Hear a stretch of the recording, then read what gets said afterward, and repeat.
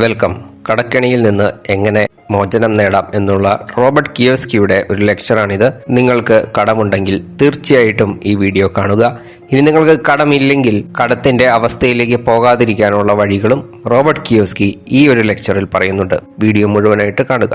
എനിക്ക് $8 ലക്ഷം കടമുണ്ടായിരുന്നു. ഞാൻ എങ്ങനെയാണ് ആ കടം വീട്ടിയത്? ആ ഒരു യാത്രയിൽ ഞാൻ പഠിച്ച പാഠങ്ങളാണ് ഇവിടെ വിവരിക്കാൻ പോകുന്നത്. ഇന്ന് ഞാൻ നിങ്ങളോട് എങ്ങനെ കടത്തിൽ നിന്ന് മുക്തമാകാമെന്ന് പറയുക മാത്രമല്ല, നിങ്ങളുടെ സമ്പത്തുമായുള്ള റിലേഷനെ എങ്ങനെ കൂടുതൽ ബെറ്റർ ആക്കാം എന്നുകൂടി പറയുന്നുണ്ട്.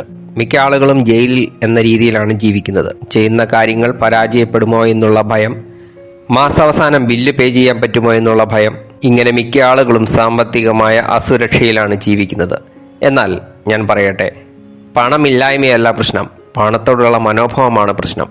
പണം മാനേജ് ചെയ്യുന്ന രീതിയിലാണ് കടക്കെണിയിൽ നിന്ന് പുറത്തു വരാൻ സഹായിച്ച 5 സ്റ്റെപ്പുകളാണ് ഞാനിവിടെ വിവരിക്കാൻ പോകുന്നത്. ഞാൻ നിങ്ങൾക്കൊരു ചലഞ്ച് തരികയാണ്. അടുത്ത കുറച്ച് ആഴ്ചകൾ നിങ്ങൾ പണവുമായുള്ള ദൃഷ്ടികോണിൽ വളരെയധികം ശ്രദ്ധ പുലർത്തണം. നിങ്ങളുടെ പണത്തിനോടുള്ള ദൃഷ്ടികോൺ എന്താണ്, അത് നിങ്ങൾ തിരിച്ചറിയണം. $8 ലക്ഷത്തോളം കടമുണ്ടായിരുന്ന ഞാൻ എങ്ങനെയാണ് അത് വീട്ടിയത്? ഇതിൻ്റെ ആദ്യത്തെ സ്റ്റെപ്പാണ് വാസ്തവികത, അതായത് റിയാലിറ്റിയെ ഫേസ് ചെയ്യുക. നിങ്ങൾക്ക് കടമുണ്ട്, അതിനെ ഫേസ് ചെയ്യുക, അത് റിയാലിറ്റി ആയിട്ട് മനസ്സിലാക്കുക. മിക്ക ആളുകളും കടം ഉണ്ടെങ്കിലും അവയെ ഒരു റിയാലിറ്റി ആയിട്ട് ഫേസ് ചെയ്യുന്നില്ല. അവർ ഓടി ഒളിക്കാൻ ശ്രമിക്കുന്നു. എൻ്റെ സാമ്പത്തിക സ്വാതന്ത്ര്യത്തിൻ്റെ യാത്രയിൽ ഞാൻ മനസ്സിലാക്കിയ ഒരു പ്രധാനപ്പെട്ട കാര്യം ഇതാണ്: പ്രശ്നം പണമല്ല, കടമുണ്ടാകുന്നതും പ്രശ്നമല്ല. പക്ഷേ നമ്മൾ എങ്ങനെയാണ് ആ കടത്തോട് റിയാക്ട് ചെയ്യുന്നത്, എങ്ങനെയാണ് നമ്മൾ പ്രതികരിക്കുന്നത്? മിക്ക ആളുകളും റിയാലിറ്റിയെ ഭയപ്പെടുന്നു. അവർക്ക് കടമുണ്ട്, അവർ അതിൽ നിന്ന് ഓടി ഒളിക്കാൻ ശ്രമിക്കുന്നു. അവർ അതിനെ കണ്ടുകൊണ്ടും കാണാതിരിക്കാൻ ശ്രമിക്കുന്നു. എല്ലാം തനിയെ ശരിയാവുമെന്ന് പ്രതീക്ഷിക്കുന്നു. ബാങ്ക് സ്റ്റേറ്റ്മെന്റ് നോക്കുന്നില്ല. ബാങ്കിൽ നിന്നും ലോൺ അടയ്ക്കുന്നതിനായിട്ട് കോള് വരുമ്പോൾ അത് എടുക്കുന്നില്ല, അറ്റൻഡ് ചെയ്യുന്നില്ല. പക്ഷെ ഞാൻ പറയട്ടെ, ഇതെല്ലാം റിയാലിറ്റിയാണ്. നിങ്ങൾക്ക് കടമുണ്ട് എന്ന റിയാലിറ്റിയെ മനസ്സിലാക്കുക.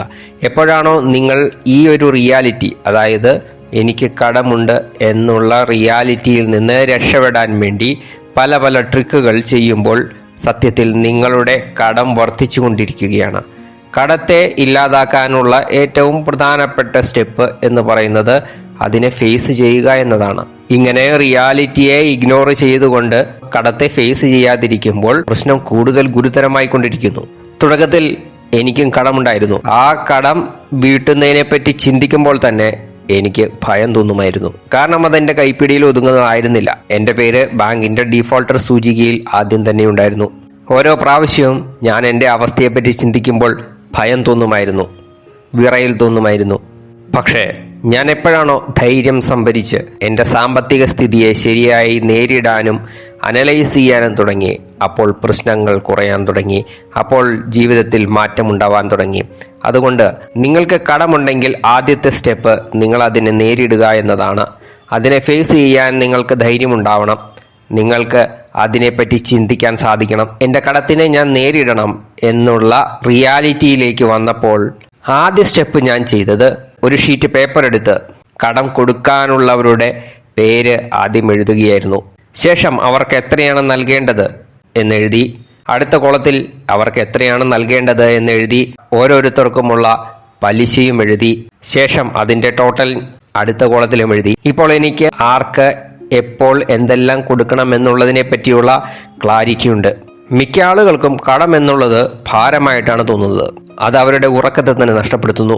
ഞാൻ എപ്പോഴാണോ ആർക്കൊക്കെ പണം കൊടുക്കാനുണ്ട്, എത്ര കൊടുക്കാനുണ്ട്, എത്ര ശതമാനം പലിശ കൊടുക്കാനുണ്ട് എന്നതിനെപ്പറ്റി ഒരു പേപ്പറിൽ വ്യക്തമായിട്ട് എഴുതിയത്, അപ്പോൾ ഞാനൊരു കാര്യം മനസ്സിലാക്കി: പ്രശ്നം പണമല്ല, പ്രശ്നം കടമല്ല, എൻ്റെ ജീവിതത്തിന്റെ റിയാലിറ്റിയോടുള്ള മനോഭാവമാണ് പ്രശ്നം. എനിക്ക് ക്ലാരിറ്റി ഇല്ലായിരുന്നു. എൻ്റെ മനസ്സ് മുഴുവൻ കൺഫ്യൂഷനായിരുന്നു. എപ്പോഴാണോ ഞാൻ എനിക്ക് കൊടുക്കാനുള്ള ആളുകളുടെ പേരും പണവും പലിശയും എഴുതിയത്, അപ്പോൾ എനിക്ക് ക്ലാരിറ്റി ലഭിച്ചു, സ്പഷ്ടതയുണ്ടായി. അപ്പോൾ ഞാൻ ഒരു കാര്യം ചിന്തിച്ചു: എത്രയോ ആളുകൾ ഈ ഒരു സ്പഷ്ടതയില്ലാതെ കൺഫ്യൂഷനിൽ ജീവിക്കുന്നു. അവർക്ക് കടമുണ്ട്, പക്ഷേ അവർക്ക് ക്ലാരിറ്റി ഇല്ല, എങ്ങനെ തീർക്കണമെന്നറിയില്ല. മിക്ക ആളുകൾക്കും എത്ര പേർക്ക് കൊടുക്കാനുണ്ട്, എത്ര കൊടുക്കാനുണ്ട് എന്നതുപോലും അറിയില്ല. അവർ ഇതുവരെ എത്ര പേർക്ക് പണം കൊടുക്കാനുണ്ട് എന്ന് എണ്ണിയിട്ട് പോലുമില്ല. നമ്മളെല്ലാവരും സ്കൂളുകളിൽ പഠിച്ചവരാണ്. സ്കൂളുകളിൽ സയൻസ്, സോഷ്യൽ സയൻസ്, ഗണിതം, ഭാഷകൾ തുടങ്ങി അനേകം വിഷയങ്ങൾ പഠിപ്പിക്കുന്നു. പക്ഷേ നിങ്ങളെ എപ്പോഴെങ്കിലും പണം സമ്പാദിക്കുന്നതിനെ പറ്റിയും അതിനെ മാനേജ് ചെയ്യുന്നതിനെ പറ്റിയും പഠിപ്പിച്ചിട്ടുണ്ടോ? ഈ ഒരു ബേസിക് സ്കില്ല് ഇല്ലാതെയാണ് മിക്ക ആളുകളും സ്കൂളിൽ നിന്ന് പുറത്തേക്ക് വരുന്നത്. നിങ്ങളും ഇങ്ങനെ ഒരു അവസ്ഥയിലൂടെ കടന്നു പോയിക്കൊണ്ടിരിക്കുകയാണോ? എങ്കിൽ ഈ ചോദ്യം നിങ്ങൾ തീർച്ചയായിട്ടും നിങ്ങളോട് തന്നെ ചോദിക്കൂ. എൻ്റെ സാമ്പത്തികമായ അവസ്ഥയെപ്പറ്റി എനിക്ക് വ്യക്തമായ ഐഡിയ ഉണ്ടോ? ഇപ്പോഴുള്ള എൻ്റെ അവസ്ഥയെപ്പറ്റി എനിക്ക് സ്പഷ്ടതയുണ്ടോ? ക്ലാരിറ്റി ഉണ്ടോ? ഇതുവരെ നിങ്ങൾക്ക് ക്ലാരിറ്റി ഇല്ലെങ്കിൽ അതുണ്ടാവണം. നിങ്ങൾക്ക് കടമുണ്ട് എന്നുള്ള തോന്നലും, നിങ്ങൾക്ക് എത്ര രൂപ കടമുണ്ട്, ആർക്കൊക്കെ കൊടുക്കാനുണ്ട്, എത്ര ദിവസത്തിനുള്ളിൽ കൊടുക്കണം, എത്രമാത്രം പലിശയുണ്ട് തുടങ്ങിയ കാര്യങ്ങളിൽ സ്പഷ്ടത ഉണ്ടാവുന്നതും തമ്മിൽ വളരെയധികം വ്യത്യാസമുണ്ട്. അതായത് നിങ്ങൾക്ക് കടം കൊടുക്കാനുണ്ട് എന്നുള്ള തോന്നൽ മാത്രമല്ല ഉണ്ടാവേണ്ടത്, പകരം നിങ്ങൾക്ക് ക്ലാരിറ്റി ഉണ്ടാവണം, സ്പഷ്ടത ഉണ്ടാവണം. എത്ര രൂപ കൊടുക്കാനുണ്ട്, എപ്പോൾ കൊടുക്കണം, ആർക്ക് കൊടുക്കണം. ഈ സ്പഷ്ടതയില്ലാതെ വ്യക്തമായൊരു സൊല്യൂഷൻ ഉണ്ടാക്കാൻ സാധിക്കുകയില്ല. ഞാൻ കൊടുക്കാനുള്ളവരുടെ പേര് ലിസ്റ്റ് ചെയ്തപ്പോൾ, അവർക്ക് കൊടുക്കാനുള്ള പണവും പലിശയും അതിൽ ലിസ്റ്റ് ചെയ്തപ്പോൾ ഒരു പ്രധാനപ്പെട്ട കാര്യം ശ്രദ്ധിച്ചു. ചില കടങ്ങൾ വളരെ അധികമായിരുന്നു, കാരണം അവയ്ക്ക് പലിശ വളരെ കൂടുതലായിരുന്നു. ചില കടങ്ങൾ വളരെ ചെറുതായിരുന്നു. അപ്പോൾ ഞാനൊരു കാര്യം മനസ്സിലാക്കി, ഏത് കടമാണ് ആദ്യം കൊടുത്തു തീർക്കേണ്ടത്, ഏത് കടമാണ് അവസാനം കൊടുക്കേണ്ടത്. ഇതെല്ലാം ഒരു പേപ്പറിൽ എഴുതിയത് കൊണ്ടാണ് സംഭവിച്ചത്. അതെ, ക്ലാരിറ്റിയാണ് ശക്തി. നിങ്ങൾക്ക് കടം വീട്ടണമെങ്കിൽ ക്ലാരിറ്റി ഉണ്ടാവണം. മിക്ക ആളുകളും ചെയ്യുന്ന വളരെ വലിയ തെറ്റിതാണ്, അവർ ഒരു പ്ലാനിങ് ഇല്ലാതെ എല്ലാവർക്കും കുറേശ്ശെ പണം കൊടുത്ത് തീർക്കാമെന്ന് വിചാരിക്കുന്നു. മാസാവസാനം അവർ സംഘർഷത്തിൽപ്പെടുന്നു. ഒരു രീതിയിലും പണം തികയുന്നില്ല. അവരുടെ ആവശ്യങ്ങൾ കംപ്ലീറ്റ് ചെയ്യാൻ പോലും സാധിക്കില്ല. ഞാൻ ആദ്യം ഏറ്റവും കൂടുതൽ പലിശയുള്ള കടങ്ങൾ വീട്ടാൻ തുടങ്ങി. കാരണം അത് ഓരോ ദിവസവും കൂടുന്തോറും വർദ്ധിച്ചു വന്നുകൊണ്ടിരിക്കുകയായിരുന്നു. മിക്ക ആളുകളും കടം വീട്ടുന്നതിന് പകരം വെറുതെ ചിന്തിച്ചു കൊണ്ടിരിക്കുന്നു. ഒരു പ്ലാനിങ് ഇല്ലാതെ വെറുതെ ചിന്തിച്ചു കൊണ്ടിരിക്കുന്നത് ഊർജം വേസ്റ്റ് ചെയ്യലാണ്. ഞാൻ എങ്ങനെ കൂടുതൽ പണം സമ്പാദിക്കാം എന്ന് ചിന്തിക്കുന്നതിന് പകരം ഇപ്പോഴുള്ള പണം എങ്ങനെ എനിക്ക് വേണ്ടി പണിയെടുപ്പിക്കാം എന്ന് ചിന്തിക്കാൻ തുടങ്ങി. കടം വീട്ടുന്നതിനുള്ള വളരെ പ്രധാനപ്പെട്ട തടസ്സം എന്ന് പറയുന്നത് നമ്മുടെ തന്നെ സ്വന്തം നെഗറ്റീവായിട്ടുള്ള വിചാരങ്ങളാണ്. അതുകൊണ്ട് തന്നെ നിങ്ങൾക്കുണ്ടാവുന്ന നെഗറ്റീവ് വിചാരങ്ങളെ ഒരു പേപ്പറിൽ എഴുതുക. എന്നിട്ട് അതിനോപ്പോസിറ്റായിട്ടുള്ള വിചാരം എഴുതുക.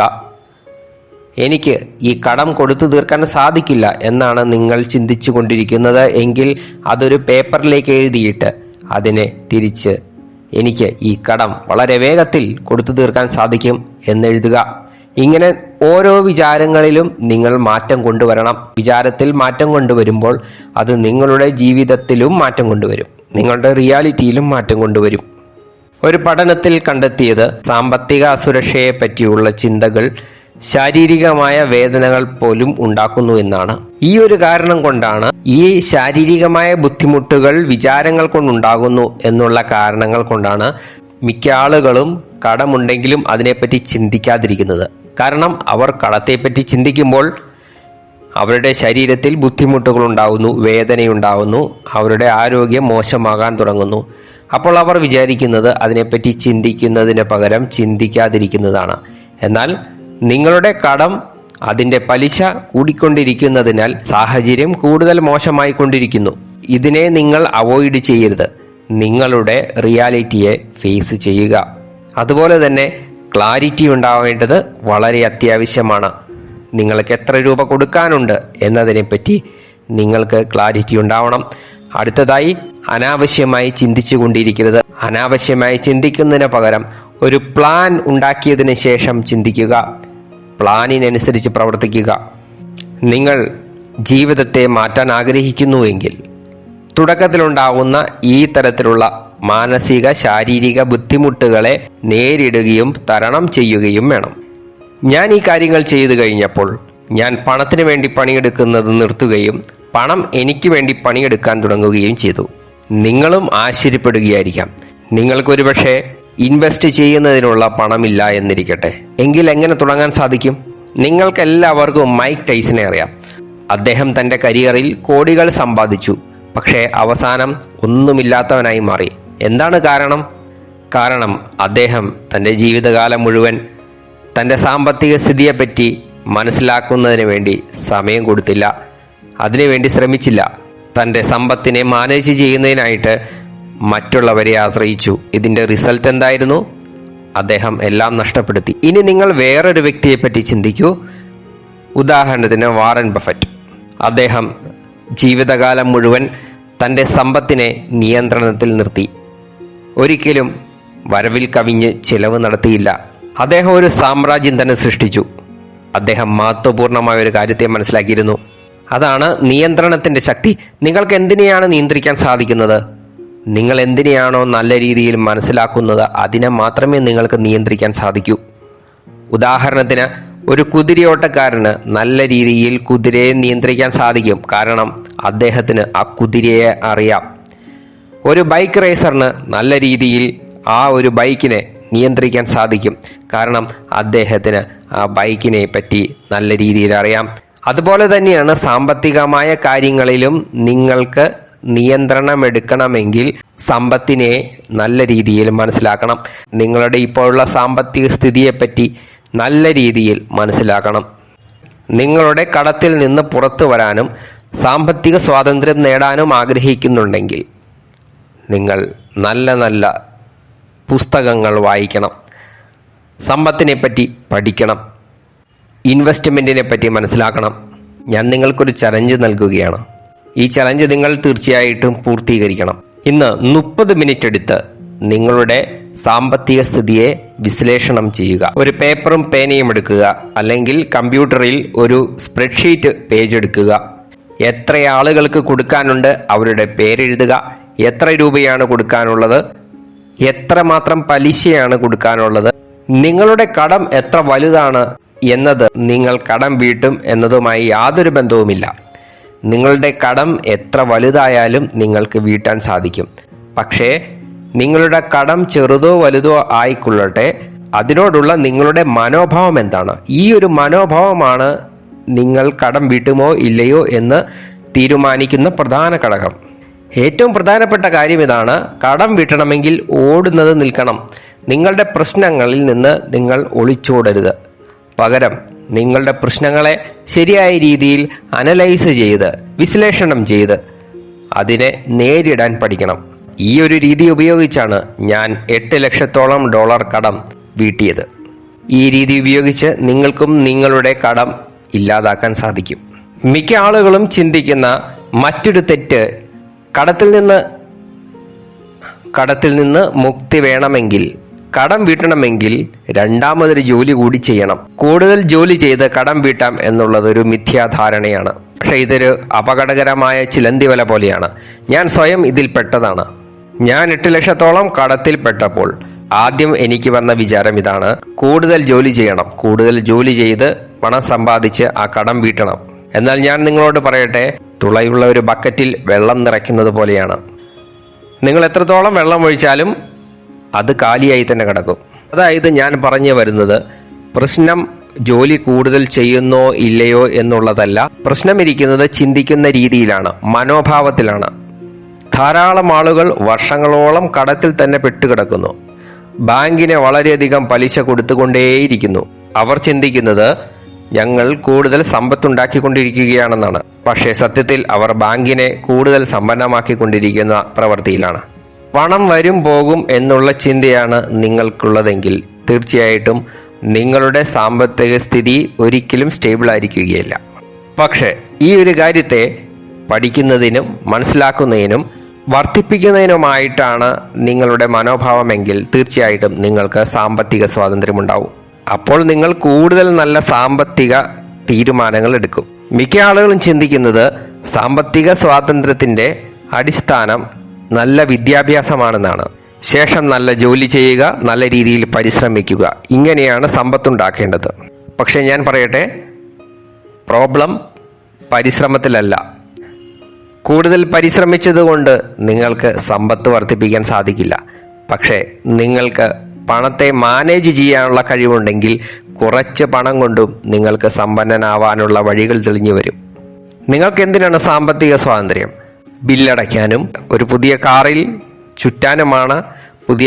ചുറ്റാനുമാണ് എങ്കിൽ സാധാരണ വ്യക്തിയെ പോലെയാണ് ചിന്തിക്കുന്നത്. ആരാണോ ജോലി ചെയ്യുന്നത് അവർ ആ മണിക്കൂറുകൾക്ക് തത്തുല്യമായുള്ള ശമ്പളമാണ് നേടുന്നത്. എന്നാൽ ഒരു വ്യക്തി തൻ്റെ കയ്യിലുള്ള പണത്തെ ഇൻവെസ്റ്റ് ചെയ്യുകയാണെങ്കിൽ ആ വ്യക്തിക്ക് ഉറങ്ങുമ്പോൾ പോലും പണം സമ്പാദിക്കാൻ സാധിക്കും.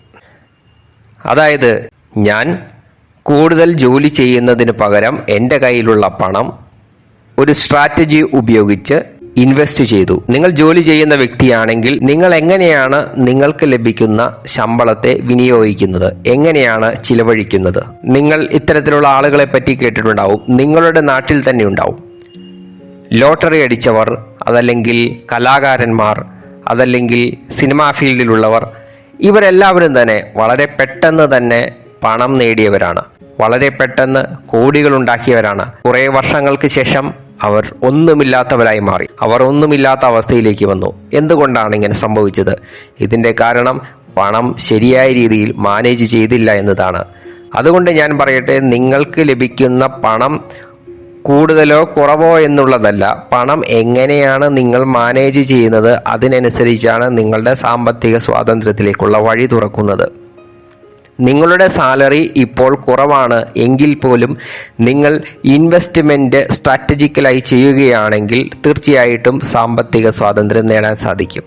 എ എന്ന വ്യക്തിയും ബി എന്ന വ്യക്തിയും തമ്മിലുള്ള വ്യത്യാസം ഇതാണ്.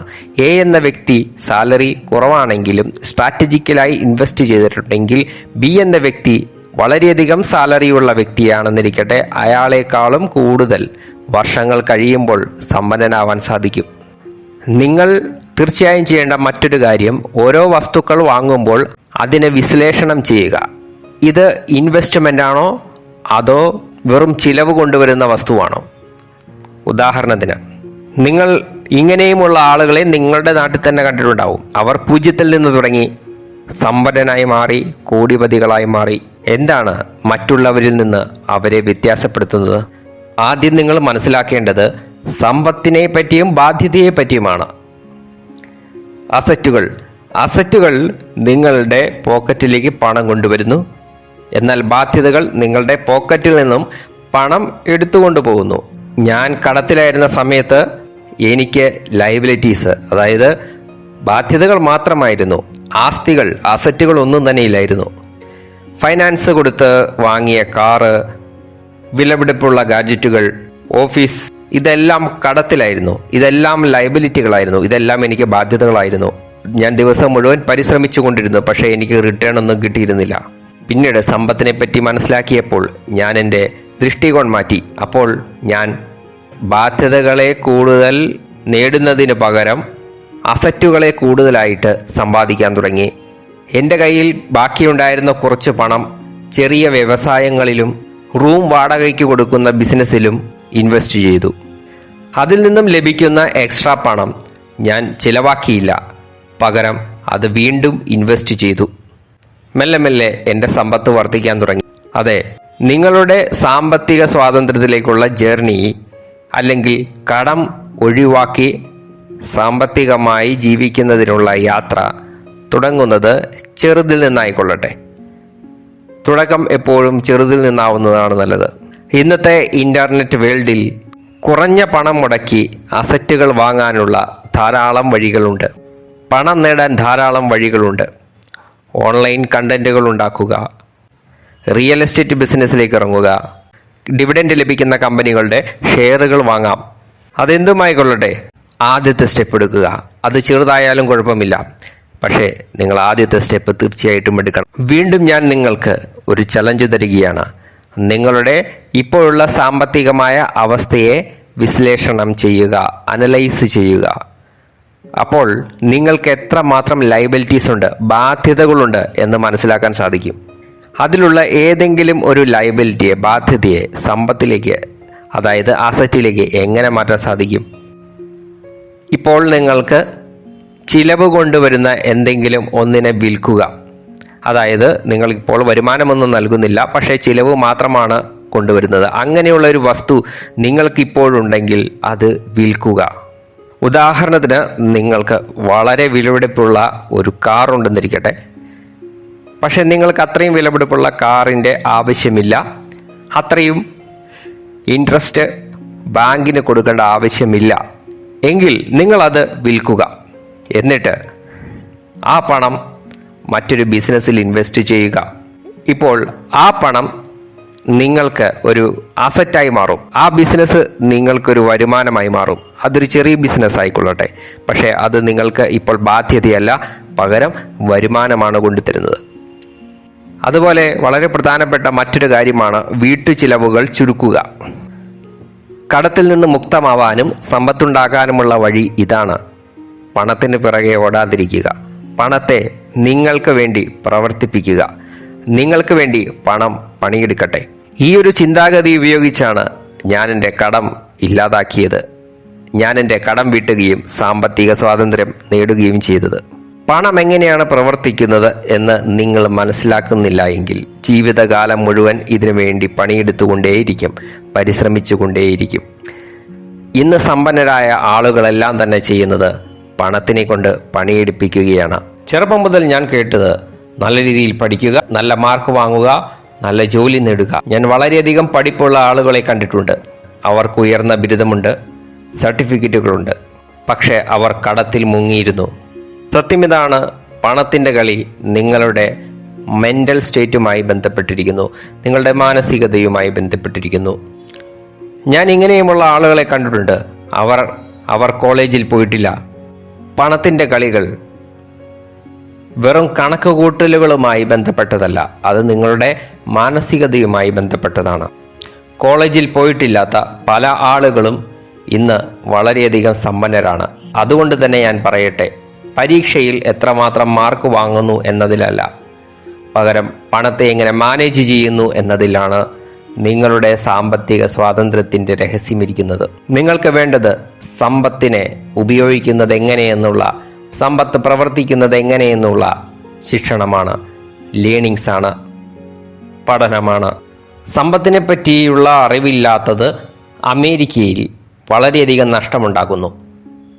അതായത് നാഷണൽ ഫിനാൻസ് എഡ്യൂക്കേഷൻ പറയുന്നത് സമ്പത്തിനെ പറ്റി അറിവില്ലായ്മ കൊണ്ട് തന്നെ ആളുകൾ സമ്പത്ത് നഷ്ടപ്പെടുത്തുന്നുവെന്നാണ്. ഞാൻ കടത്തിൽ മുങ്ങിയിരുന്ന സമയത്ത് മനസ്സിലാക്കിയ ഒരു പ്രധാനപ്പെട്ട കാര്യം കടം വീട്ടണമെങ്കിൽ കൂടുതൽ പണിയെടുക്കണം എന്നുള്ളതായിരുന്നു. എന്നാൽ സത്യം ഇതായിരുന്നു: കൂടുതൽ സമയം ജോലി ചെയ്ത് കടം വീട്ടണം എന്നുള്ളതല്ല, പകരം സാമ്പത്തിക സാക്ഷരതയാണ് കടം വീട്ടാനുള്ള വഴി. ഞാൻ അസറ്റുകൾ, അതായത് ആസ്തികൾ, ലയബിലിറ്റികൾ, ബാധ്യതകൾ, ഫിക്സഡ് ഡെപ്പോസിറ്റ്, പാസീവ് ഇൻകം, നിഷ്ക്രിയമായി സമ്പത്ത് വരുന്ന വഴികൾ തുടങ്ങിയപറ്റി പഠിക്കാൻ തുടങ്ങി. ഞാൻ ധാരാളം പുസ്തകങ്ങൾ വായിച്ചു, ക്ലാസുകൾ അറ്റൻഡ് ചെയ്തു. ശേഷം അതിലൂടെ സമ്പന്നർ എങ്ങനെയാണ് പണത്തെപ്പറ്റി ചിന്തിക്കുന്നത് എന്ന് മനസ്സിലാക്കി. സമ്പത്തിൻ്റെ കളികൾ നമ്മളെ സ്കൂളുകളിൽ പഠിപ്പിച്ചതുപോലെയല്ല. സമ്പത്തിൻ്റെ കളികൾ വ്യത്യസ്തമാണ്. ഇത് നിങ്ങളുടെ മാനസികതയുമായി കണക്റ്റഡ് ആണ്. അധികം ആളുകളും ചിന്തിക്കുന്നത് സ്വന്തമായ ഒരു വീട് വാങ്ങുന്നത് അസറ്റാണ്, ഇൻവെസ്റ്റ്മെൻ്റ് ആണ് എന്നാണ്. പക്ഷേ ആ വീട് നിങ്ങൾക്ക് വരുമാനമൊന്നും കൊണ്ടുതരുന്നില്ല എങ്കിൽ അത് ഒരു ബാധ്യതയാണ്. ഈ വ്യത്യാസം അവർക്ക് മാത്രമേ മനസ്സിലാക്കാൻ സാധിക്കുകയുള്ളൂ ആർക്കാണോ സാമ്പത്തിക സാക്ഷരതയുള്ളത്. എൻ്റെ മിക്ക സുഹൃത്തുക്കളും ഈ ഒരു തെറ്റ് ചെയ്യുന്നതായിട്ട് കണ്ടിട്ടുണ്ട്. അവർക്ക് മാസ്റ്റേഴ്സും PhD ഡിഗ്രിയുമുണ്ട്. അവർ എന്നോട് ചോദിക്കാറുണ്ട്, നിങ്ങൾ എങ്ങനെയാണ് സമ്പത്ത് വർദ്ധിപ്പിക്കുന്നത്, നിങ്ങൾ എങ്ങനെയാണ് ഇൻവെസ്റ്റ് ചെയ്യുന്നത്? ഞാൻ പറഞ്ഞു, നിങ്ങളുടെ ലൈഫ് സ്റ്റൈലാണ് നിങ്ങളെ സമ്പന്നനാക്കാൻ അനുവദിക്കാത്തത്. അവരുടെ EMIകൾ, അവർ ധാരാളം പണം ആളുകളെ കാണിക്കുന്നതിനായിട്ട് ചിലവാക്കുന്നു. വളരെയധികം വിലപിടിപ്പുള്ള കൂടുതൽ EMI ഉള്ള കാറുകൾ, ബംഗ്ലാവിനുള്ള EMIകൾ. എനിക്കൊരു സുഹൃത്തുണ്ടായിരുന്നു, അദ്ദേഹം മാസ്റ്റേഴ്സ് നേടിയിരുന്നു, PhD ഉണ്ടായിരുന്നു, വളരെ നല്ല രീതിയിൽ സാലറി ലഭിക്കുന്ന ഒരു ജോലിയായിരുന്നു. പക്ഷേ അദ്ദേഹത്തിന് തൻ്റെ സമ്പത്ത് വർദ്ധിപ്പിക്കാൻ സാധിച്ചിരുന്നില്ല. എപ്പോഴും പണത്തിൻ്റെ ഷോർട്ടേജ് ഉണ്ടായിരുന്നു. അദ്ദേഹം എന്നോട് ചോദിച്ചു, താങ്കൾ എങ്ങനെയാണ് സമ്പത്ത് വർദ്ധിപ്പിക്കുന്നത്? ഞാൻ അദ്ദേഹത്തോട് പറഞ്ഞു, താങ്കളുടെ ജീവിതശൈലിയാണ് താങ്കളെ കൂടുതൽ സമ്പത്തുണ്ടാക്കാൻ സാധിക്കാത്തതും സമ്പത്ത് വർദ്ധിപ്പിക്കാനും സഹായിക്കാത്തത്. വളരെയധികം ഫിനാൻസ് കൊടുത്ത് വാങ്ങിയ വിലപിടിപ്പുള്ള കാർ, അതിൻ്റെ EMI, അവരുടെ ബംഗ്ലാവിൻ്റെ EMI, അവരുടെ തന്നെ ബജറ്റ് ബ്രേക്ക് ചെയ്യുന്ന തരത്തിലുള്ള യാത്രകൾ, ഇതെല്ലാം അവരുടെ സാമ്പത്തികമായ സ്റ്റെബിലിറ്റിയെ നഷ്ടപ്പെടുത്തി. അദ്ദേഹം എപ്പോഴും പണത്തിൻ്റെ ചിന്തയിലായിരുന്നു. അദ്ദേഹം എപ്പോഴും പണത്തിൻ്റെ ഷോർട്ടേജ് അനുഭവിച്ചുകൊണ്ടിരുന്നു. പക്ഷേ അദ്ദേഹത്തിൻ്റെ സാലറി വളരെ കൂടുതലായിരുന്നു. എന്നിട്ടും പണത്തിൻ്റെ ഷോർട്ടേജ് എന്തുകൊണ്ട് അനുഭവിച്ചു? അതേസമയം മറ്റൊരു വ്യക്തി, അദ്ദേഹത്തിന് കോളേജ് ഡിഗ്രി പോലും ഇല്ലായിരുന്നു. പക്ഷേ സാമ്പത്തിക സാക്ഷരതയുണ്ടായിരുന്നു. സമ്പത്തിനെ എങ്ങനെ ഉപയോഗിക്കണമെന്ന് പഠിച്ചിരുന്നു. സമ്പത്തിനെ എങ്ങനെ ശരിയായ രീതിയിൽ തനിക്ക് വേണ്ടി ഉപയോഗിക്കണമെന്ന് മനസ്സിലാക്കിയിരുന്നു. അദ്ദേഹം ചെറിയ ചെറിയ ബിസിനസ്സുകളുടെ ഒരു നെറ്റ്വർക്ക് സൃഷ്ടിച്ചു. 40 വയസ്സിന് മുൻപ് റിട്ടയർ ചെയ്തു. 40 വയസ്സിന് മുമ്പ് തന്നെ സാമ്പത്തിക സ്വാതന്ത്ര്യം നേടി. അതായത് ഞാൻ പറഞ്ഞു വരുന്നത്, നിങ്ങൾ എത്ര സമ്പാദിക്കുന്നു എന്നതിലല്ല, നിങ്ങൾ എങ്ങനെയാണ് പണത്തെ ഉപയോഗിക്കുന്നത് എന്നതിലാണ് വിജയം ഇരിക്കുന്നത്. ഞാൻ വീണ്ടും മറ്റൊരു ചലഞ്ച് നിങ്ങൾക്ക് തരികയാണ്. അടുത്ത 30 ദിവസം നിങ്ങൾ 15 മിനിറ്റ് വീതം സമ്പത്തിനെ പറ്റി പഠിക്കുന്നതിനായിട്ട് ചിലവഴിക്കുക. കാരണം നിങ്ങൾ എങ്ങനെയാണോ സമ്പത്തിനെ ഉപയോഗിക്കുന്നത്, അതിനനുസരിച്ചാണ് സമ്പത്ത് വർദ്ധിക്കുകയും കുറയുകയും ചെയ്യുന്നത്. ശരിയായ രീതിയിൽ സമ്പത്തിനെ ഉപയോഗിച്ചാൽ അത് നിങ്ങൾക്ക് നിരന്തരം ഒഴുകുന്ന ഒരു സ്രോതസ് നിർമ്മിച്ചു തരും. നിങ്ങൾ പണം ശരിയായ രീതിയിലല്ല ഉപയോഗിക്കുന്നതെങ്കിൽ അത് നിങ്ങളെ കൂടുതൽ കടത്തിലേക്ക് തള്ളിവിടുന്നതായിരിക്കും. അടുത്ത 30 ദിവസം നിങ്ങൾ സമ്പത്തിനെ പറ്റിയുള്ള പുസ്തകങ്ങൾ വായിക്കുക, സമ്പത്ത് വർദ്ധിപ്പിക്കുന്നതിനെ പറ്റിയുള്ള ക്ലാസുകൾ അറ്റൻഡ് ചെയ്യുക. അതുമല്ലെങ്കിൽ സമ്പത്ത് വർദ്ധിപ്പിച്ച ആളുകളുടെ സമ്പർക്കത്തിലേക്ക് പോകുക. നിങ്ങൾ ആശ്ചര്യപ്പെട്ടു പോകും. 30 ദിവസം കൊണ്ട്, കുറഞ്ഞ സമയം കൊണ്ട് തന്നെ നിങ്ങൾ എത്രമാത്രം അറിവ് നേടിക്കഴിയും, നിങ്ങൾ എത്രമാത്രം അറിവ് നേടിയിട്ടുണ്ടാകുമെന്ന്. സമ്പത്ത് നേടുന്നവരും സമ്പത്ത് നേടാത്തവരും തമ്മിലുള്ള ഒരേ ഒരു വ്യത്യാസം അറിവ് മാത്രമാണ്. ഞാൻ നല്ലൊരു കാര്യം പറയാം, നിങ്ങൾക്ക് സന്തോഷം ലഭിക്കുന്ന ഒരു കാര്യം പറയട്ടെ. ഈ ഒരു യാത്ര, അതായത് സാമ്പത്തിക സ്വാതന്ത്ര്യത്തെ നേടുന്നതിനുള്ള യാത്ര, നിങ്ങൾക്ക് ഇന്ന് തന്നെ തുടങ്ങാൻ സാധിക്കും. ഇനി മറ്റൊരു സത്യം കൂടി ഞാൻ പറയാൻ ആഗ്രഹിക്കുന്നു. കടം മേടിക്കുന്നത് തെറ്റല്ല, മോശമല്ല. കടം മോശമായ കാര്യമേയല്ല. പകരം മേടിച്ച പണം, കടം വാങ്ങിയ പണം എങ്ങനെ ഉപയോഗിക്കുന്നു എന്നതിലാണ്. മിക്ക ആളുകളും കടം വാങ്ങിയതിന് ശേഷം അത് റിട്ടേൺ ലഭിക്കാത്ത ചില കാര്യങ്ങളിൽ ഇൻവെസ്റ്റ് ചെയ്യുന്നു. ഉദാഹരണത്തിന് വില കൂടിയ കാറിൽ ഇൻവെസ്റ്റ് ചെയ്യുന്നു, അതല്ലെങ്കിൽ വില കൂടിയ വസ്ത്രങ്ങളിൽ ഇൻവെസ്റ്റ് ചെയ്യുന്നു, ലക്ഷറി ആയിട്ടുള്ള വസ്തുക്കൾ വാങ്ങുന്നു, ആ പണം ഉപയോഗിച്ച് വിദേശയാത്രയ്ക്ക് പോകുന്നു. അങ്ങനെ ചെയ്യുമ്പോൾ അവർ കടത്തിന് അടിമയാകുന്നു. ശേഷം അവർ കൂടുതൽ ജോലി ചെയ്യുന്നു. എന്തിനാണ്? പലിശ അടയ്ക്കുന്നതിന് വേണ്ടി മാത്രം. അവർ ഒരിക്കലും ഈ ചക്രത്തിൽ നിന്ന് പുറത്തു വരുന്നില്ല. ഒരു ലോൺ എടുത്തത് അടയ്ക്കുന്നതിനായിട്ട് മറ്റൊരു ലോൺ എടുക്കുന്നു. പക്ഷേ മറ്റൊരു തരത്തിലുള്ള ലോൺ കൂടിയുണ്ട്. അത് നിങ്ങൾക്ക് സമ്പത്ത് വർദ്ധിപ്പിച്ചു തരും. ഇതിനെ ഗുഡ് ഡെപ്റ്റ് എന്ന് പറയുന്നു. ഇത് സമ്പത്ത് വർദ്ധിപ്പിക്കുന്നതിനായിട്ട്, ആസ്തികൾ വാങ്ങുന്നതിനായിട്ട് ഉപയോഗിക്കാം. നിങ്ങളുടെ പോക്കറ്റിൽ നിന്ന് പണം എടുപ്പിക്കുന്നതിന് പകരം പോക്കറ്റിലേക്ക് പണം കൊണ്ടുവരുന്ന ആസ്തികൾ വാങ്ങുക. ഇതിനുള്ള ഏറ്റവും നല്ല ക്ലാസിക് ആയിട്ടുള്ള ഒരു ഉദാഹരണം പറയാം. അതാണ് റിയൽ എസ്റ്റേറ്റ്. ഉദാഹരണത്തിന്, ഒരു ബിൽഡിംഗ് വാങ്ങുന്നതിനായിട്ട് നിങ്ങൾ കടമെടുക്കുകയാണ്, ലോൺ എടുക്കുകയാണ്. ശേഷം അത് വാടകയ്ക്ക് കൊടുക്കുകയാണ്. അപ്പോൾ അതിൽ നിന്നും വരുന്ന പണം ഉപയോഗിച്ച് നിങ്ങൾക്ക് ലോണിൻ്റെ EMI അടയ്ക്കാൻ സാധിക്കും. വാടകയ്ക്ക് കൊടുത്ത പണം തീർച്ചയായിട്ടും നിങ്ങളുടെ EMIക്ക് മുകളിലായിരിക്കണം. എങ്കിൽ മാത്രമേ നിങ്ങൾക്ക് EMI അടച്ചു പോകാൻ സാധിക്കുകയുള്ളൂ. അങ്ങനെ നിങ്ങൾക്ക് EMI അടച്ചു പോകാൻ സാധിക്കുകയാണെങ്കിൽ ഇതിനെ ഗുഡ് ഡെപ്റ്റ് എന്നാണ് പറയുന്നത്. നല്ല കടങ്ങൾ. ഇങ്ങനെയുള്ള ലോണുകൾ അല്ലെങ്കിൽ കടങ്ങൾ അത് നിങ്ങളുടെ പക്ഷത്തിരുന്നാണ് പ്രവർത്തിക്കുന്നത്. അത് നിങ്ങൾക്ക് വേണ്ടി പണം കൂടുതലായി കൊണ്ടുവരും. പക്ഷേ നിങ്ങൾ വീട് വാങ്ങുന്നതിനായിട്ട് ലോൺ എടുക്കുന്നു. അടുത്ത 30 വർഷം അതിനുള്ള EMI അടച്ചുകൊണ്ടിരിക്കുകയാണ്. അപ്പോൾ ഈ കടം നിങ്ങൾക്കെതിരെയാണ് പ്രവർത്തിക്കുന്നത്. കടത്തെ എങ്ങനെ ശരിയായ രീതിയിൽ ഉപയോഗിക്കാം എന്ന് മനസ്സിലാക്കിയപ്പോൾ ഞാൻ എൻ്റെ എല്ലാ കടങ്ങളെയും വീട്ടുന്നതിനുള്ള വഴി കണ്ടെത്തി. ഞാൻ കടത്തെ ശരിയായ രീതിയിൽ ഉപയോഗിക്കാൻ തുടങ്ങി. കടത്തിൽ നിന്ന് ഓടി ഒളിക്കാൻ ശ്രമിച്ചില്ല. ഇനി ഞാൻ നിങ്ങളോടൊരു ചോദ്യം ചോദിക്കാം. ഇപ്പോൾ നിങ്ങൾക്ക് 50 ലക്ഷം രൂപയുടെ ഒരു ലോൺ ലഭിക്കുകയാണെങ്കിൽ നിങ്ങൾ എന്താണ് ചെയ്യാൻ പോകുന്നത്? ആ പണം നിങ്ങൾക്ക് നിരന്തരമായി വരുമാനം കൊണ്ടുതരുന്ന ഒരു കാര്യത്തിൽ ഇൻവെസ്റ്റ് ചെയ്യുകയാണെങ്കിൽ നിങ്ങൾക്ക് പണം പ്രവർത്തിക്കുന്ന രീതിയെ മനസ്സിലാക്കാൻ സാധിക്കും. ഇന്നുള്ള മിക്ക സമ്പന്നരും ലോണുകൾ അല്ലെങ്കിൽ കടത്തെ ശരിയായ രീതിയിൽ ഉപയോഗിച്ചാണ് നേടിയിട്ടുള്ളത്, സമ്പന്നരായിട്ടുള്ളത്. ഇലോൺ മസ്ക്, ജെഫ് ബെസോസ് തുടങ്ങിയവരെല്ലാം തങ്ങളുടെ ബിസിനസ്സിനെ വർദ്ധിപ്പിക്കുന്നതിനായിട്ട്, വളർത്തുന്നതിനായിട്ട് കോടിക്കണക്കിന് രൂപ കടമെടുത്തിട്ടുണ്ട്. അവർ ആ പണം സമ്പത്തുണ്ടാക്കുന്നതിനായിട്ട്, ആസ്തി ഉണ്ടാക്കുന്നതിനായിട്ടാണ് ചെയ്തത്. അവർ ഒരിക്കലും അനാവശ്യ ചിലവുകൾക്കായിട്ടല്ല, ബാധ്യതകൾ വർദ്ധിപ്പിക്കുന്നതിനായിട്ടല്ല ഈ പണം ചിലവഴിച്ചത്. കടം മേടിച്ച് മുടിഞ്ഞു പോയ ആളുകളെ കണ്ടിട്ടുണ്ട്. എന്തുകൊണ്ടാണ് അവർക്ക് അങ്ങനെ ഒരു അവസ്ഥ ഉണ്ടായത്? അതിനുള്ള പ്രധാന കാരണം അവർ ശരിയായ രീതിയിൽ പണത്തെ അല്ലെങ്കിൽ കടത്തെ മാനേജ് ചെയ്തില്ല എന്നുള്ളതാണ്. മൈക്ക് ടൈസൺ തൻ്റെ കരിയറിൽ 3300 കോടിയിലധികം സമ്പാദിച്ചു. പക്ഷേ എന്നിട്ടും അദ്ദേഹം ഒന്നുമില്ലാത്തവനായി മാറി. കാരണം അദ്ദേഹം പണം ചിലവഴിച്ചു കൊണ്ടേയിരുന്നു. അങ്ങനെ അദ്ദേഹത്തിൻ്റെ സമ്പത്ത് മുഴുവൻ നഷ്ടപ്പെട്ടു. ശരിയായ രീതിയിൽ അദ്ദേഹത്തിന് പണം മാനേജ് ചെയ്യാൻ സാധിച്ചില്ല. അതേസമയം ഡൊണാൾഡ് ട്രംപിന് കോടികളുടെ കടമുണ്ടായിരുന്നു. പക്ഷേ അദ്ദേഹം ആ കടങ്ങളെ ശരിയായ രീതിയിൽ മാനേജ് ചെയ്ത് വളരെയധികം സമ്പന്നനായി മാറി.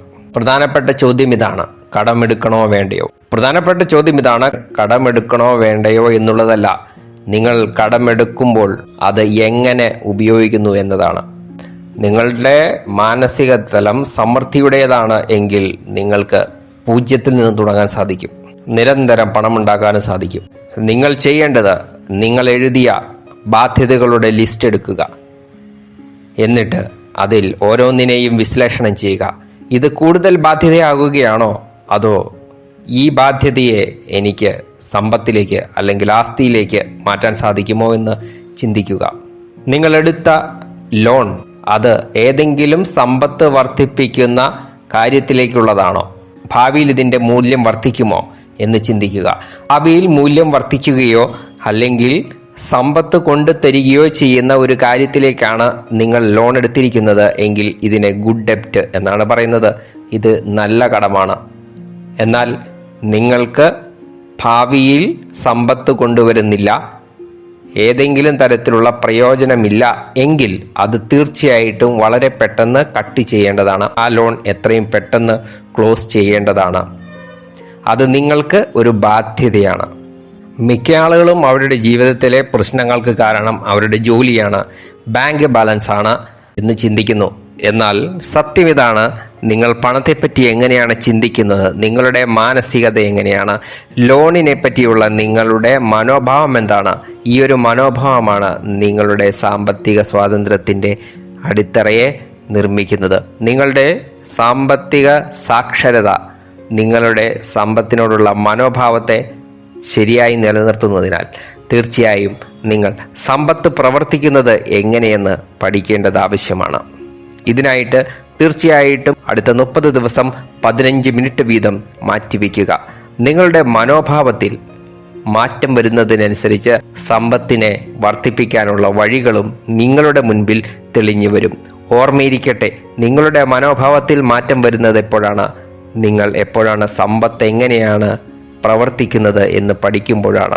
സാമ്പത്തിക സാക്ഷരതയാണ് സമ്പത്തിനെ പ്രവർത്തിപ്പിക്കുന്ന ശരിയായ മനോഭാവത്തെ നിർമ്മിക്കുന്നത്. നിങ്ങളുടെ മാനസികത ദാരിദ്ര്യത്തിൻ്റെതാണെങ്കിൽ ഒരുപക്ഷെ നിങ്ങൾക്ക് കോടികൾ സമ്പാദിക്കാൻ സാധിച്ചേക്കാം. പക്ഷേ വീണ്ടും നിങ്ങൾ പഴയ അവസ്ഥയിലേക്ക് പോകും, എല്ലാം നഷ്ടപ്പെടുന്ന അവസ്ഥയിലേക്ക് പോകും.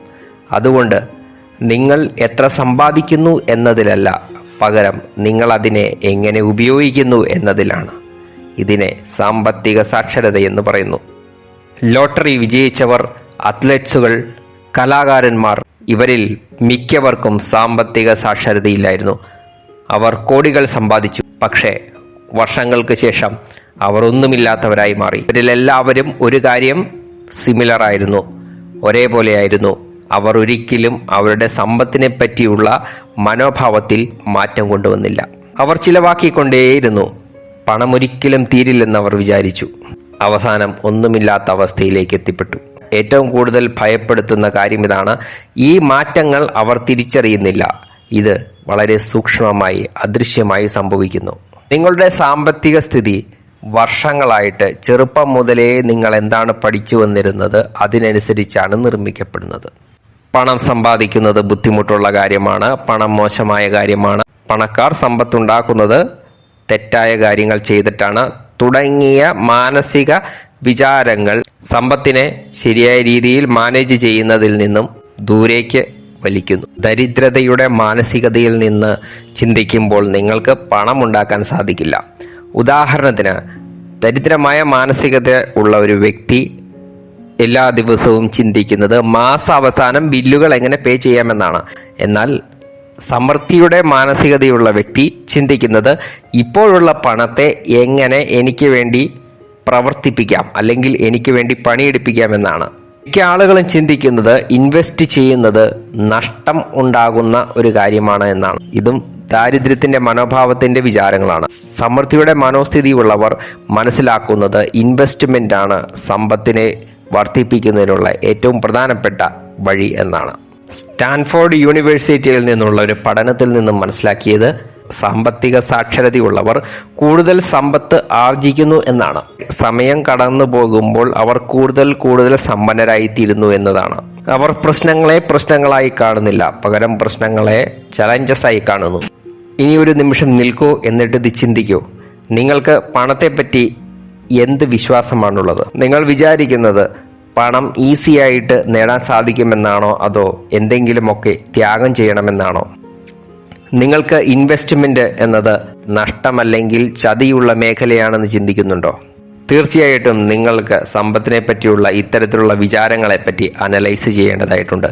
ഇങ്ങനെയുള്ള വിചാരങ്ങളിൽ പലതും നിങ്ങളെ തടഞ്ഞു വെക്കുന്നവയാണ്. നിങ്ങളുടെ മുൻപോട്ടുള്ള യാത്രയെ തടഞ്ഞു വെക്കുന്ന വിചാരങ്ങൾ ഉണ്ടെങ്കിൽ അവയെ ഒരു പേപ്പറിൽ എഴുതി റീപ്ലേസ് ചെയ്യുക. നിങ്ങൾ നിങ്ങളുടെ സാമ്പത്തിക സ്ഥിതിയിൽ മാറ്റം കൊണ്ടുവരാൻ, ഉയർച്ച കൊണ്ടുവരാൻ ആഗ്രഹിക്കുന്നുണ്ടെങ്കിൽ ഈ ഒരു ചലഞ്ച് കൂടി ഏറ്റെടുക്കുക. ധാരാളം ചലഞ്ചുകൾ ഞാൻ പറഞ്ഞു കഴിഞ്ഞു. ഈ ഒരു ചലഞ്ച് ഇതിൻ്റെ അടിസ്ഥാനമാണ്. നിങ്ങളുടെ വിചാരങ്ങൾ, സമ്പത്തിനെ പറ്റിയുള്ള നിങ്ങളുടെ നെഗറ്റീവ് വിചാരങ്ങളെ ഒരു പേപ്പറിൽ എഴുതാൻ ആരംഭിക്കുക. അടുത്ത 7 ദിവസം നിങ്ങളിത് ചെയ്യുക. ശേഷം നിങ്ങളുടെ സമ്പത്തിനെ പറ്റിയുള്ള നെഗറ്റീവ് വിചാരങ്ങളെ പേപ്പറിൽ എഴുതിയതിന് ശേഷം അവയ്ക്ക് ഓപ്പോസിറ്റായിട്ടുള്ള പോസിറ്റീവായിട്ടുള്ള വിചാരങ്ങൾ കൊണ്ട് റീപ്ലേസ് ചെയ്യുക. എന്നിട്ട് അവയെ മനസ്സിൽ പറയാൻ ആരംഭിക്കുക. ഇത് നിങ്ങൾക്ക് പുതിയൊരു ഉണർവും ഉന്മേഷവും നൽകി സാമ്പത്തിക സ്വാതന്ത്ര്യത്തിലേക്കുള്ള വഴി തെളിച്ചു തരും. പണം നിങ്ങളുടെ ബാങ്ക് അക്കൗണ്ടിലേക്ക് വരുന്നതിന് മുൻപ് നിങ്ങളുടെ മാനസിക തലം മാറേണ്ടതുണ്ട്. നിങ്ങളുടെ മാനസിക തലത്തിലുണ്ടാവുന്ന മാറ്റത്തിൻ്റെ പരിണിത ഫലം മാത്രമാണ് നിങ്ങളുടെ ബാങ്ക് അക്കൗണ്ടിലെ സ്റ്റേറ്റ്മെൻറ്റ്. നിങ്ങൾ എത്ര സമ്പാദിക്കുന്നു എന്നതിലല്ല, പകരം നിങ്ങൾ പണത്തെപ്പറ്റി എങ്ങനെ ചിന്തിക്കുന്നു, പണത്തെ എങ്ങനെ മാനേജ് ചെയ്യുന്നു എന്നതിലാണ് സമ്പത്ത് വർദ്ധിപ്പിക്കുന്നതിൻ്റെ രഹസ്യമിരിക്കുന്നത്. പണത്തോടുള്ള മനോഭാവം തന്നെയാണ് നിങ്ങളെ സമ്പന്നനാക്കുന്നത്. അതുകൊണ്ട് തന്നെ പണം സമ്പാദിക്കുന്നതിനും കടം വീട്ടുന്നതിനും നിങ്ങൾക്ക് പണത്തിനോടും കടത്തിനോടുമുള്ള മനോഭാവത്തിൽ മാറ്റം കൊണ്ടുവരിക. നിങ്ങളുടെ കടങ്ങൾ പോലും സമ്പത്ത് വർദ്ധിപ്പിക്കുന്നതിനും ആസ്തി വർദ്ധിപ്പിക്കുന്നതിനുമുള്ള വഴികളായി മാറുന്നത് നിങ്ങളുടെ മനോഭാവത്തിലുണ്ടാവുന്ന മാറ്റത്തിൻ്റെ പരിണിത ഫലമാണ്. അതുകൊണ്ട് തന്നെ സാമ്പത്തിക സ്വാതന്ത്ര്യത്തിലേക്കുള്ള ഈ യാത്രയിൽ നിങ്ങൾ ആദ്യം ചെയ്യേണ്ടത് സാമ്പത്തിക സാക്ഷരത നേടുക എന്നതാണ്. നിങ്ങൾക്ക് വ്യത്യസ്തമായ ഒരു റിസൾട്ട് വേണമെങ്കിൽ വ്യത്യസ്തമായ രീതിയിൽ പ്രവർത്തിക്കണം. ലോകത്ത് കൂടുതൽ ആളുകളും പണത്തിനു വേണ്ടി കൂടുതൽ ജോലി ചെയ്തുകൊണ്ടേയിരിക്കുന്നു. എന്നാൽ ശരിയായ സമ്പന്നർ പണത്തെ അവർക്ക് വേണ്ടി പണിയെടുപ്പിക്കുന്നു. ഈ ഒരു വ്യത്യാസത്തെ നിങ്ങൾ മനസ്സിലാക്കി കഴിയുമ്പോൾ നിങ്ങൾക്കും നിങ്ങൾ ആഗ്രഹിച്ച സാമ്പത്തിക സ്വാതന്ത്ര്യം നേടാൻ സാധിക്കും. Thank you. All the best.